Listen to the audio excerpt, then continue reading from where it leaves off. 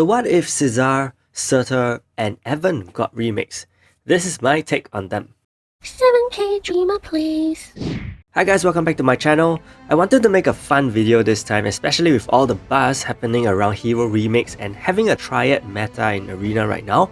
I believe many of us are still confused why Sizar, Surtr, and Evan have been completely neglected, and obviously Netmarble hates tank units and tank teams, so I decided to remake them to suit our current meta.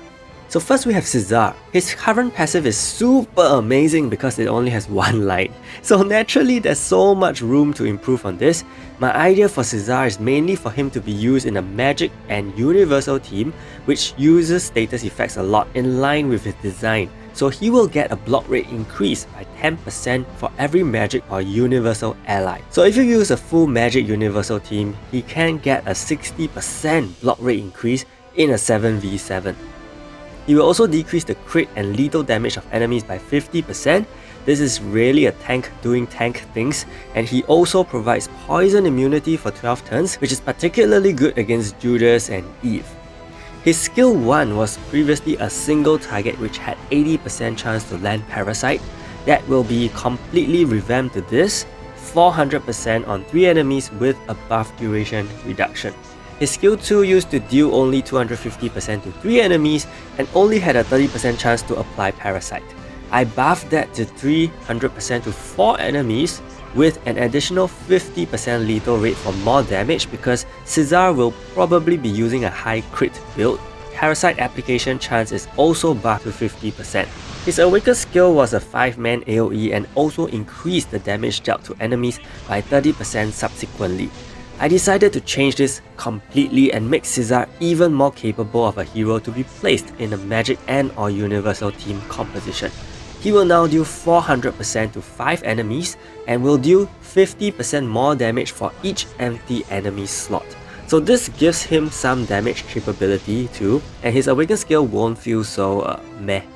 But more importantly, he will also cast a buff on allies to increase the duration of status effects by 1 more turn, and this buff will last for 4 turns. This can increase his utility and also make him very unique as a tank and support unit in Magic Universal teams. This buff can potentially change entire game results. Imagine a longer Fear debuff, a longer Electrify, or even just a longer Parasite for Sizar himself.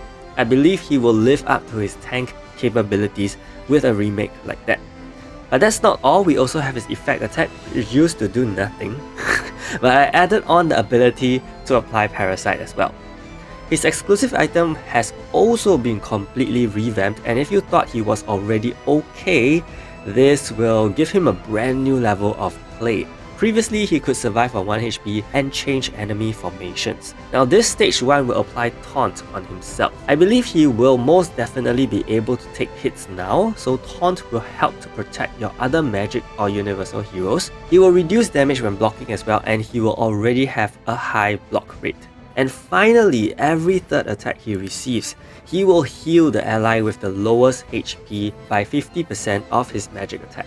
I wanted to use the idea of him sharing his Parasite benefits with an ally, so I thought this could be useful. So let me know what you guys think of Sizar so far in the comments, and we will move on to Surtr. Surtr was the most recent hero amongst the 3 to be released, so his remake had to be more unique to match the meta. He used to have reflect damage, become immortal, and needed a longer time to charge his Awaken Engage. Sadly, his survivability was pretty bad with the meta changing drastically to become more damage oriented, so here's my big change for him.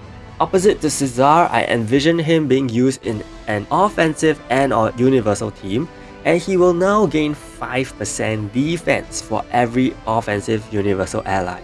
So this can go up to 30% defense increase in a 7v7 context. Initially, I did want to give him a flat number of 700 defense points increase, but with Dylan's and Dillo being able to reduce defense completely by 4000 points, I don't think that will be a good idea. And you can also run Gerard alongside Surtr to increase his base defense by 2000 points too to mitigate the reduction, and it was stacked with his percentage base passive. But you may argue, defense increase is very terrible now due to the rampant existence of ignore defense skills and even defense offset, which is why I decided to give him his next effect. He will reduce damage from all skills with ignore defense and offset defense by 50% for 12 turns, and this applies to allies in the same role too, so it can greatly boost the bulk of a portion of your team.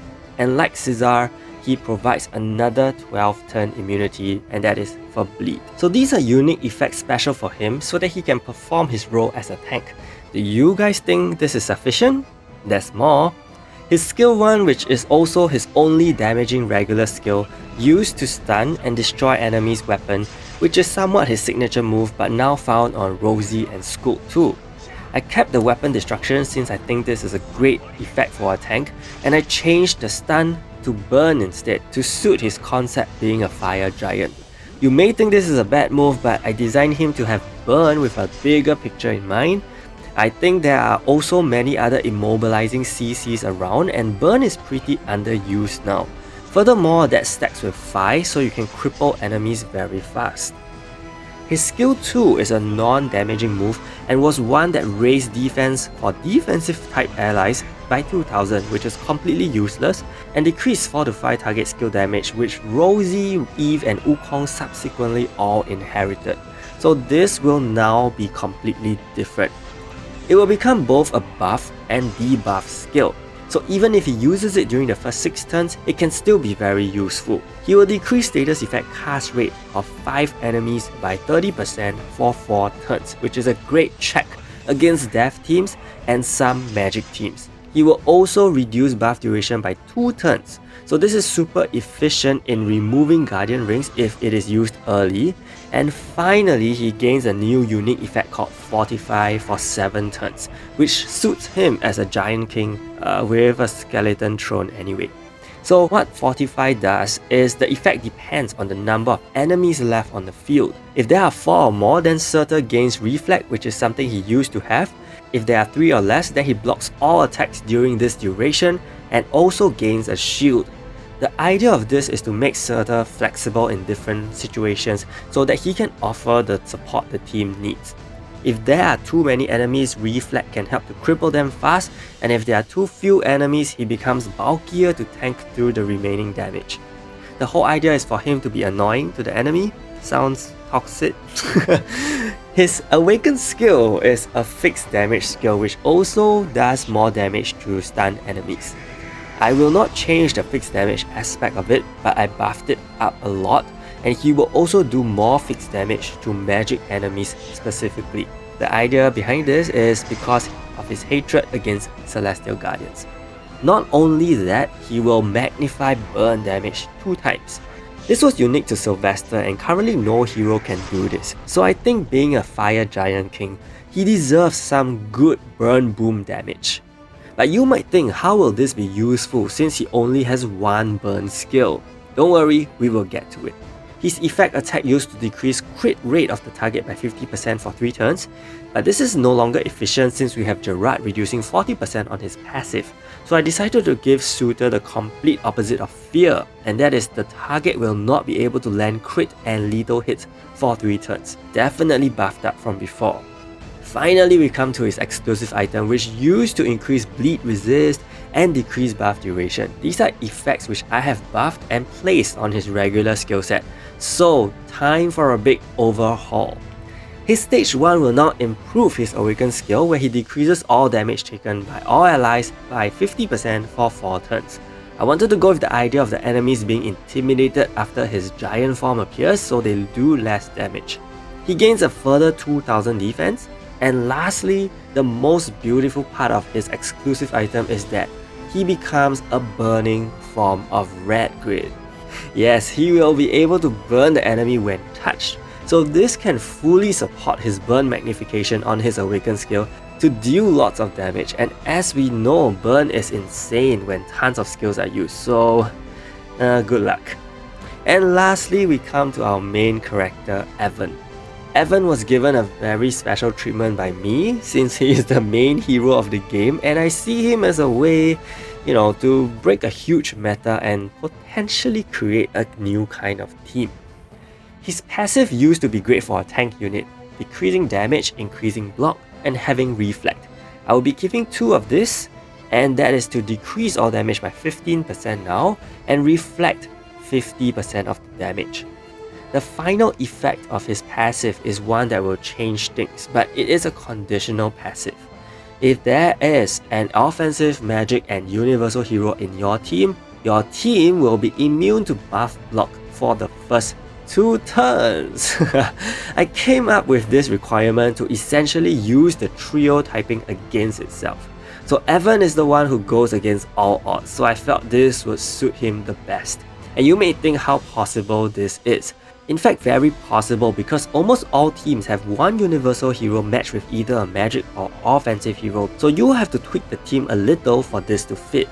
So for the first 2 turns, you can receive buffs and shields depending on what RNG says, and then from turn 3 to turn 6, the buff block will still be active, so it will not completely make Yeonhee, Dylan's, and Wukong's passives lame. This also helps Evan himself, who has a shield skill, and perhaps bring Rudy back too. His skill 1 deals 280% to 3 enemies, does fixed damage, and decreases their buff duration by 1 turn. I again kept only 2 of this and removed the fixed damage aspect as I felt it was not really important, and I will be expanding on this skill on his exclusive item. Now comes the interesting part, his shield skill. It used to increase his defense by 30% and cast a 6000 damage shield, which obviously is trash right now for the meta, so I buffed it to a 35,000 damage shield. Furthermore, it cleanses and provides debuff immunity 1 time. And yes, it's about time debuff immunity shields came back, but because this is a buff skill, if Evan uses it in between turn 3 to turn 6 for whatever reason, it will not be casted. So as a protection against that, I made an additional clause. If the shield fails to be casted or is removed by an enemy effect, for example from Yeonhee or Cult, it will heal all allies based on Evan's defense and also increase the skill cooldown of 5 enemies by 30 seconds. I mean, this shield is after all called the Indomitable Shield, so I wanted to design it such that if the shield is removed or prevented, then Evan still has the power to protect and disrupt at the same time. Finally, his Awaken skill not only exploits vulnerability but also ignores defense. Now this was such a powerful skill back then when he was on the meta, and it gives me horrors. And I felt that it was great as it is for a unit like him, so I decided not to change it except increase his targeting to 4 enemies instead of 3. And I'm assuming with a proper stat boost with the remake, he will still slay with this skill very well. His evac attack used to decrease his own cooldown by 10 seconds to help him quickly use his skills more. I decided to keep that, but also add an additional effect that increases the target skill cooldown as well. And it's time for his exclusive item. So it used to allow his shield to cleanse and decrease the physical attack of enemies on his Awaken skill. Now clearly that is very obsolete because now we have magic teams too. So once again I changed the entire exclusive item. Remember I said skill 1 is going to be expanded? So yes, he will do additional 200% damage if his other skill, which is the shield skill, is on cooldown. And well, I mean, it is very likely his shield skill will be on cooldown unless RNG screws you over. And it will also have a longer cooldown, so Evan will be doing some damage, you can be sure. He gains 15% block rate too, because for his stage 3, he will recover HP when he block attacks.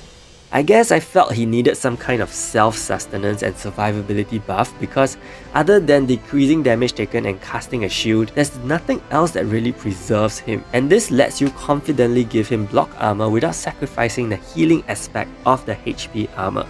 So I guess it's a win-win.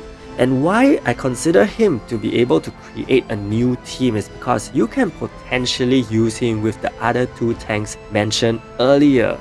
And this can potentially create a tank team. You can use Sizar, Surtr, Evan, Rudy, and any one of the following combinations: Dylan's Galidus Yeonhee, Yeonhee Phi Red Grid, Wukong Phi Eve, Judas Dylan's Rin, and honestly it could all be very viable.